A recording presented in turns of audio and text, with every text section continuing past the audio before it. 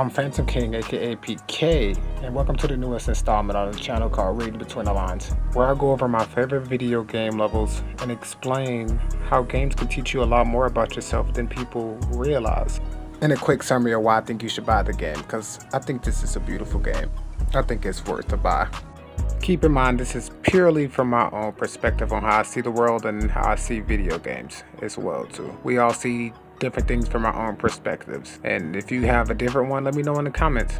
And today's perspective is how everybody is just on a healing journey and trying to find out who they really are. But before we get into the video, I'm going to have to issue a spoiler alert. I know this game came out a while back ago, but just in case, I'm going to have to issue it because Kina never says what she's at the mountain, so. Ooh, piece of candy. First off, we'll be going over what the mask represents in game and explaining how it implies to life from my own life's perspective. I'm gonna show a little clip of the actual person explaining how it is, and then my interpretation.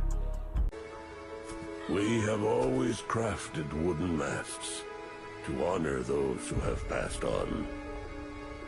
Placed here, the masks slowly turn to dust, aiding the spirit's journey into the next life. My father was a spirit guide. Our traditions are different, but he helped many spirits pass from this life to the next. So you know what happens to spirits unable to move on. Take Taro's mask. It is bound to his spirit, and will help you fulfill your promise to the children. Look after Benny and Saya. Their brother's fate will be difficult for them to understand. They create the mask to honor their fellow brethren. Shout out to the Bloodhound mains out there because he stay in the mask too. Once the masks have returned to Mother Nature, they know they have moved along through the afterlife, but if the spirit has been through a lot of traumas and regrets, they don't pass on. They have to let go and forgive themselves and the others that hurt them, and vice versa. If not, they poison things around them because of the turmoil that's within themselves.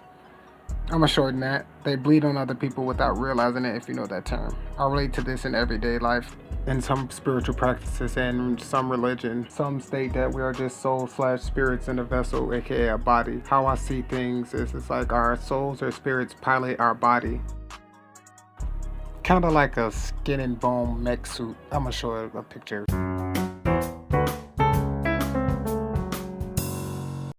Some spirits/souls, I'm gonna call them people here on earth, have been through a lot of traumas and regrets, and instead of going within themselves to let go of the things that hold them down, make them see the world in a certain dark tone, some choose to lash out on ones they care for. I'm gonna use this terminology again, but bleeding on other people because they're hurt, while some choose to bottle it up, not knowing it won't go away until they address the issue.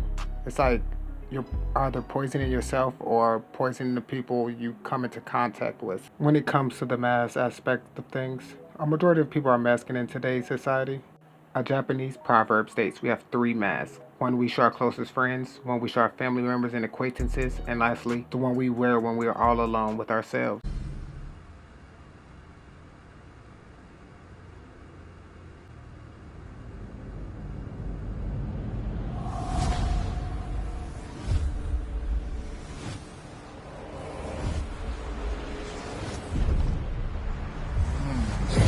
Here represents protection.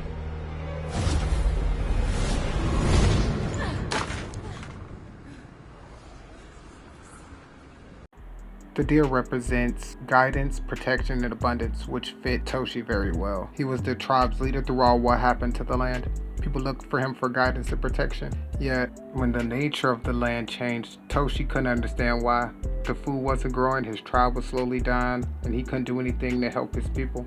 So he killed the goddess of the mountain because he couldn't understand the balance of the nature in the moment of heartbreak, pain, in his people and in himself, which was one of the deepest regrets that further pushed him to become a corrupt spirit. With the light scattered around the mountain, the dark was free to do as it pleased until Kina restored the nature's balance of light on top of the mountain and cleared the land of its poison and helped the spirits along the way. He was trying to protect you have come far, spirit guide.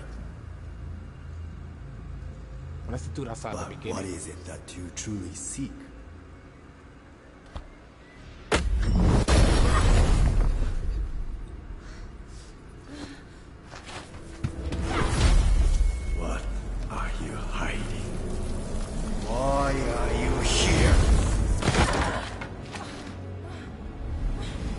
don't even watch the series. I can feel your true intent. You pretend to care for these spirits, but really, you only serve yourself. You cannot hide your weakness from me. There are some soul/spirits, I'ma say people out there, who don't understand the things you do and why you do them. So they project their emotions and feelings onto you because of the pain and regret they hold on to from their past. You know the old saying, misery loves company. Instead of going within and asking themselves, why am I hurting? They question everyone around them for not having pure intentions of helping, because deep down they tried to help and look what it brought them. However, Kina stayed true to her journey of trying to restore balance to the mountain. She is willing to do whatever it takes to help Toshi, because he holds and fosters the most regret and pain on the mountain. To cleanse the balance, he has to let go of the things from his past and understand his tribe still needs him. Kina is trying to get him to understand that, but he is too blinded by hatred and grief of killing the goddess of the mountain, watching his tribe and land die right before his eyes, and betraying his elder.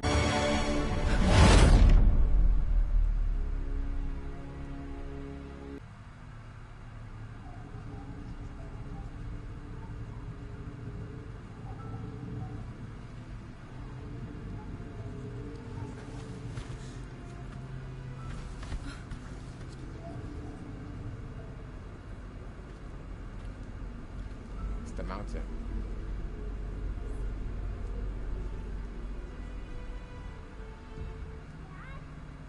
Dad, where are you? It's her.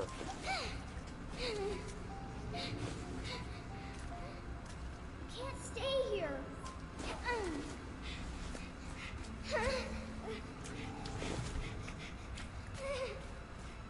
This game is so good. And it's her inner I wanna child. go home. Ooh, this game is good. My dad is gone. Can you help me find him? Don't worry. We can look for him together. This is his staff. He can't get home without it. Can you carry it for me?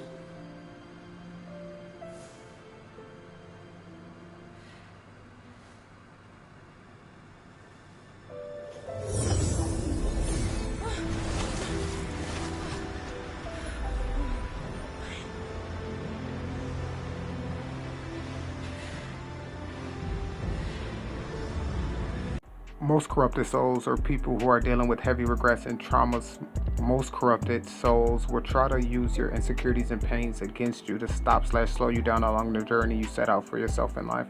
Dreams, goals, etc. That is why when he kicked Kina out of his memory, she woke up in her own inner world of her most traumatic situation she holds so close to her. However, Kina has already accepted, or I should say, come to good terms on what happened and forgave herself for what happened already. So when she agreed to help her younger self look for her dad, she was let out. As a kid, maybe no one helped her look, and that's what she needed the most in that time. So when future Kina offered to help, it broke the cycle she had within herself. She just had to calm herself from the experience she had to jump back. But she was still there, being present.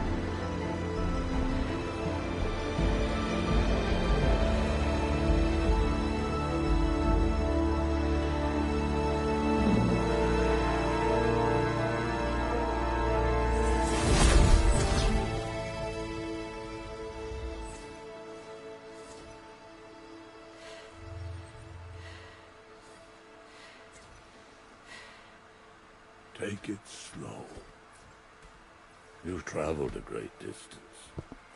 Crossing over is no easy task. Toshi's spirit was different, stronger than the others. He was able to push me from his memories. Toshi wields an untamed power, but that is not why you failed. Corrupt spirits feed on the conflicts within ourselves.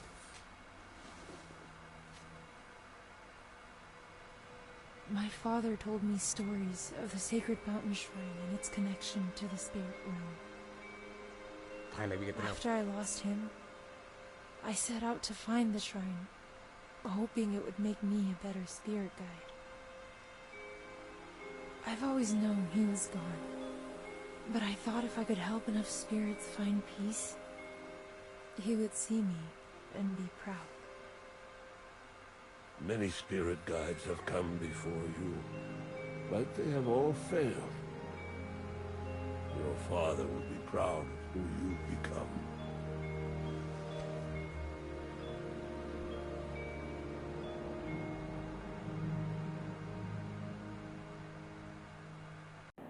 It just sums up somewhat of what I was talking about in the last part. Toshi didn't see the pure intentions of Kina for the mountain and his people there. He did so much for the people, and he caused a lot of pain and suffering, including himself and the land he cares so much about. He couldn't see that Kina was there to help. Reasons why I think this game is a hidden gem. The puzzles. I think the puzzles are amazing, honestly. This one's pretty simple. Basically, you just aimed at the stars and you got it. But if you messed up on the puzzles, enemies will come out. I didn't get a clip of that because I forgot. But if you mess up on it, shoot for the stars. AI come out basically, and they fight you. Then you have to redo it after you're done. I also didn't put all the puzzles because I didn't want to spoil it. There's better puzzles too, where you have to use your shield to open up doors. The platforming.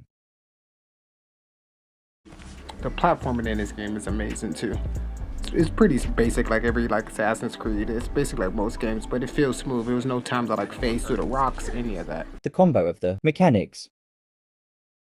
And when it came to the puzzles and the movement together and using your equipment, they did it the best in my opinion. Because you had to put all your abilities together to make some pathways to some puzzles. And I thought that was amazing. So every time you got a new ability, they basically showed you how to do it. And by end game, because it's end game, you had to put everything together to get to the next level. And I enjoyed that. That was actually really smart. Like, they basically made you use the abilities together. Amazing. Thought that was so smooth. So smooth. I enjoyed that the most. I was like, yeah, some games don't, they give you it and then you don't use it all. But this one, they use all your kit. Different enemy types.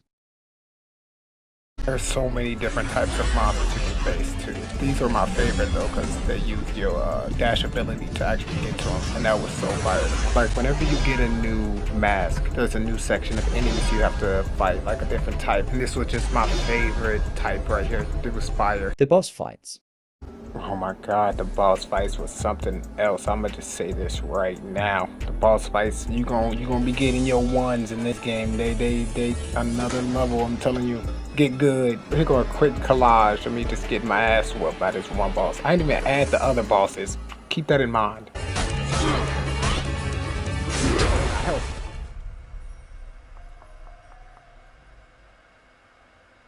Well, somebody have to be a restart. Yeah, thank you. I'm gonna need those.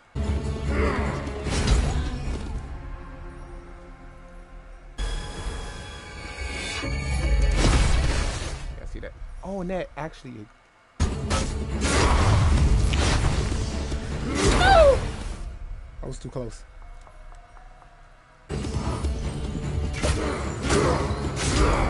This game cheating. How did it not hit it?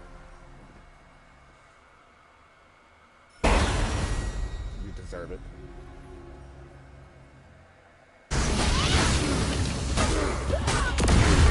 It was supposed to. He glowing. You can see it on your screen right now. He glowing. That was supposed to stagger him. Oh, shite. That was supposed to stagger him. It didn't even stagger him. He still grabbed me through it. Look, you can see he glowing blue right now.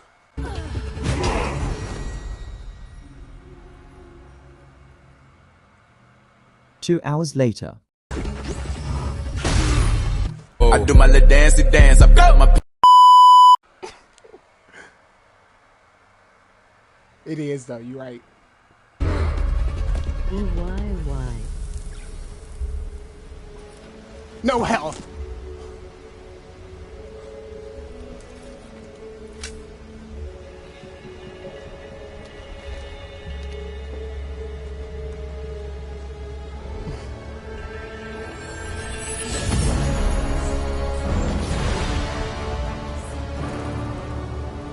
Noel. That perfect parents came in clutch. And if you made it this far, thank you guys so much for tuning in. I appreciate you so much. And just in case you didn't notice, I do stream.